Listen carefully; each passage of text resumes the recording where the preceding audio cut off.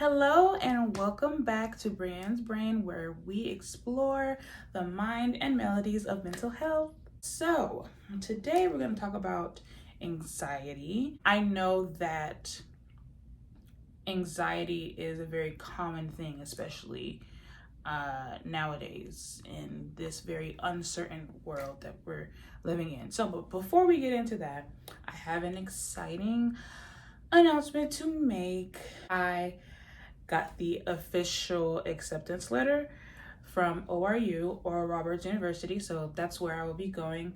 I'll be starting in the fall. We're actually going to get into the moment I got the letter. Instead of being really excited and present in the moment and just enjoying what great news I just got, I became anxious when I received the letter. It shocked me because I just wasn't expecting it at that time. That is something that I'm realizing that anxiety steals from you is joy. You can be experiencing what other people would deem a very significant moment, and because you're anxious and so worried about the future, thinking ahead, so far ahead, you are not in the present moment, meaning you cannot enjoy what's actually happening around you. I'm also realizing that a lot of the anxiety stems from perfectionism. The last few months, I've actually been working on it in therapy and trying to dismantle that system, because it really is a system that I've been operating under for ever. It's really hard to, I guess, accept mistakes and the journey, because anxiety and perfectionism will make you so fixated on what you think it's supposed to look like, the journey. But then when it happens and it's happening right in front of you, you don't even realize what's happening and you can't enjoy the moment. So I wanted to talk about that today. The last few weeks have been ridden with anxiety, if I'm honest. I've been in a season of rest. I quit my job, my teaching job, which I told you guys about back in July. So it's almost been a year. Of course, that triggers my anxiety because, okay, how are we paying these bills? God is amazing. And when he calls you to do something, he will provide. So he's been providing for me this whole season. I have not gone without. I haven't made a late payment or anything. It's like I've been literally getting manna. And I had to realize, like, I'm experiencing a miracle now. Like, not when I get to Tulsa, when I get to school and find out how everything works and find my community, and because I'm moving there by myself, I know nobody. So why did I say that? What was I saying? Oh yeah, I'm experiencing a miracle now, and the miracle is I'm not working, and yet I've been provided for. I haven't worked for months, and I have not gone without. Now, it is anxiety inducing because sometimes I just don't know where the money's going to come from, but it always comes. So in Exodus, where the children of Israel were leaving Egypt and they were in the wilderness, and God was providing for them their every need, and he was literally raining down food from the sky because they had nothing around them to eat or to drink. It just really makes me empathize with the children of Israel, because, like, when we talk about the Israelites, we're always like, oh, the Israelites, they were so like faithless, like, and they were always complaining and this and that, and nothing was ever good enough for them. But it's like, we be doing that too. I found myself being frustrated in the season I'm in just because I feel like I don't have control. And I've had a lot of revelations in this season, and I've realized that I've had control issues and trust issues and all that stuff, which I didn't realize I had. Because you're so worried about how it's going to come next time, you can't fully embrace what's happening this time and what's happening right now. So like I was saying, when I got the letter, I just immediately started thinking like, okay, got in, I know I'm going for sure. Where's the money gonna come from? My sister's in college, and actually she's almost finished her first year in college, so she still has 3 more years, and she's an out-of-state student, which means she has more expensive financial obligations. So, you know, my parents can't, and honestly, even if they could, I don't really want them to have that burden. So, and like I said, I quit my job about a year ago, so don't know where the funds are coming from, but I do know that God is one that told me to do this. So, like I said before, he's going to provide. It's not really looking like anything right now. I just thought I'd see more by now. And so that's where the anxiety is coming from, because it's like, I have to make sure that everything is in place and everything is going to happen the way God said it is. And it's like, if God said it, it's settled. If He said it, it's settled. If He said it, it's settled. Shout out Transformation Church. Transformation Worship. Go get that album. It's fire. Anyway, what was I saying?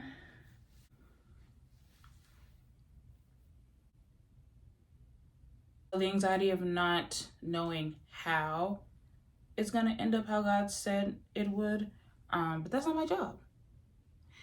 And really, it's anxiety, but it's again stemming from the perfectionist in me. And I say I'm a recovering perfectionist, because I don't like to claim that, but the truth of the matter is, yeah, I got some issues with perfectionism. And the thing with perfectionism is that no matter what you do, that voice is never satisfied. That perfectionism voice is never satisfied. You can do exactly what it told you to do, step by step, and by the end of it, you'll still be like, I should have did it this way. I should have did that. I shouldn't have done it that way. I should have added that, taken that out. I was doing too much. I was low. And you're sitting there criticizing yourself because of perfectionism, which makes me anxious and feel like I'm out of control, which, you know, I am. The fact is, I am. The fact is, I've never had control. God is in control, and there's this illusion of control that I feel like we like to cling to, and we really don't realize how much God is in the details of our life and in our everyday lives. Psalms 139, go look that up. This is probably gonna sound crazy to some of you, especially for some of you who haven't been in therapy yet. But the different voices, the different voices. I don't want to say, I'm not saying that I like hear voices verbally talking to me, which if you got that going on, there's no shame in that. That does happen.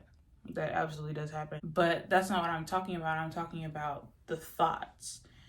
It is easier for you to identify what voice or thought is speaking to you when you name them.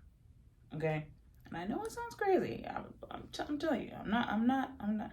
Well, I might be a little. I'm a little spicy. My anxious voice, I call her Anxia. My depression voice, is called Debbie because she's a Debbie Downer. And my perfectionism voice, I just named her a few days ago. Her name is Patricia. The reason why I named these voices or thoughts was because my therapist recommended that I do that, because when you name them, it's easier to identify your thoughts versus your anxious thoughts versus your depression thoughts and perfectionism thoughts, and the whole nine. So I've found that to be very helpful, and it's a very simple but very practical way to identify where this thought is stemming from. A lot of times, Anxia, she's in the driver's seat a lot, and I didn't realize how much she was in the driver's. I didn't realize how much she was in the driver's seat until I named her and realized, oh, I make a lot of decisions based off of what you're telling me. My mood changes based off of what you're telling me to worry about. And so how do I show you compassion and kindness, because you can't be mean. Sometimes I just be like, Aisha, shut up. But I'm like, oh, I'm sorry. I know you're just trying to look out for me. However, you're wrong, sweetie. Okay? You don't have to worry about that. Sometimes Aisha is right, because sometimes she recognizes familiar situations or circumstances that were traumatic, and so she's like, we've been here before, leave now, you got to go, or you got to do this to make sure that this doesn't happen, and make sure that doesn't happen, because if that happens, then that's going to lead to that, and then what are you going to do, and then that's going to happen, and then that's how I spiral, on top of having an ADHD brain, which is already all over the place, no orders to, well, at least for me, I don't have any order in my brain. And so when that happens, that wakes up Debbie. Because I think of Debbie as she's sleep, and then when she wakes up, she brings the whole mood down. And I have to be kind to her too, because she's been through a lot. When the thoughts are going everywhere like that because of anxiety on top of ADHD, a lot of times I'll feel defeated, and that's what wakes up Debbie. And then Debbie will start talking. She'll start causing me to not get things done, not do what I'm supposed to, and having low energy, and just obviously being depressed and sad and all that stuff. I'm learning how to balance it all and when to actually listen to those voices, because they're talking doesn't always mean it's just straight up bad. You know what I'm saying? I try to, especially to make them feel heard. And I know I'm saying this like they're different people, but when you name these voices, you will really realize that your thoughts are different from their thoughts. I forgot what the point was, but I'm trying to find oh, that's what I was saying. Sometimes it is good to listen to, and I don't mean listen to them and allow them to control you, but hear them out and acknowledge that you're feeling that way, and say, hey, I understand where this is coming from and why you're feeling that way. However, these are the facts, and so you don't have to worry about that. And I found that to be very helpful. Another thing about anxiety that I really can't stand is that I completely forgot what I was going to say. Right now, I'm trying to develop systems, plans, routines that will help me in those times where anxiety does spike and Debbie wakes up and Patricia won't shut up. Her, I'm not nice to her because she's not even, I don't even look at as Patricia the perfectionism as me. Like she's not me. She's a completely separate thing because I and I hope nobody gets offended by this, but I see her as like a Karen, like a white woman who, you know, the white woman I'm talking about, the Karen. I'm trying to have, I'm sorry, y'all. I know my thoughts are all over the place, but that's not how it works.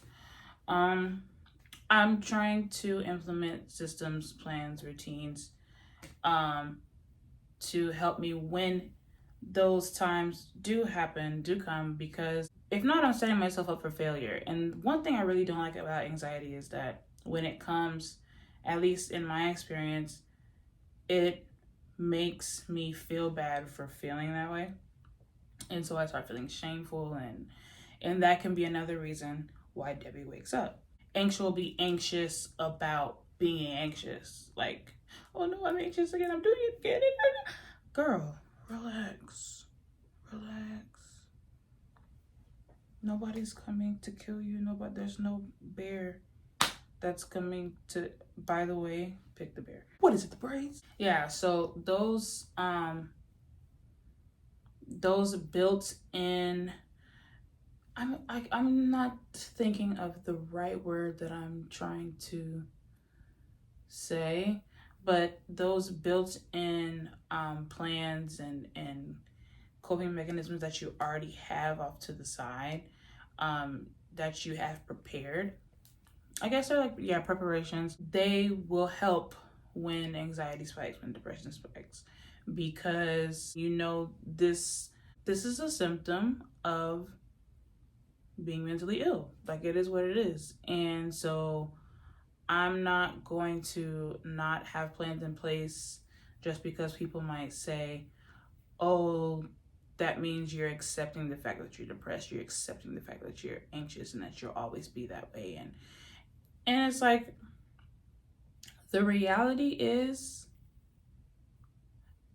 I have been diagnosed with clinical depression. I've been diagnosed with PTSD. I've been diagnosed with anxiety. And so those are things that don't just go away because I don't want to acknowledge it or accept it. You know, that's the cards I've been dealt. That's what I'm dealing with. And so I have to calibrate my expectations. And I'm learning not to beat myself up for having those mental illnesses because you can't help it. What you gonna do? Not to say that I will always be depressed or always be living in where anxiety is just always in the driver's seat. No, that's not what I'm saying. What I am saying is that's why I'm in therapy. That's why I'm taking meds. So that I can get better. You know, I am working towards it. And so I just really don't like that misconception, especially when you like talk about it really within the Christian community. I think we're still catching up to that to therapy as the Christian community. However, I'm a strong believer in Jesus and therapy. You need both. You need both. And that's why I'm gonna be a therapist. Yay! I do worry though. I know that I'll be like a semi good therapist. It's just I have ADHD, and so I'll be literally talking and forget my point in the middle of my sentence. And that's so irritating because a lot of times the points, they be good. They just leave. Like, literally just get up and walk out the room. And it's like sometimes I know it'll come back, and sometimes it's like that's not coming back. I don't even remember what I was talking about at all. So, you know, that's a I guess this is kind of like a part 2 to the last video of my neurospiciness. I'm sorry if the camera is like in a different position because this is like the 4th time I had to stop because my freaking storage. Whatever, dude. I'm gonna go ahead and get off of here because my phone is like, wrap it up, girl, wrap it up. The last thing I wanted to say was just if I had any advice for those who struggle with anxiety, one, I just want to tell you, you're not crazy, you're not alone. I love you. And 2, I want to give you just one piece of advice so that you don't feel overwhelmed. My advice would be to name your anxious voice so that you can identify who is talking. Is it, for me, Anxia, or is this my thoughts? And you'll be surprised how much that helps, even though that seems like a very small practical step. It's very helpful. Yeah, thank you guys for tuning in. I love you guys so much, and I will see you guys on the next video. Peace.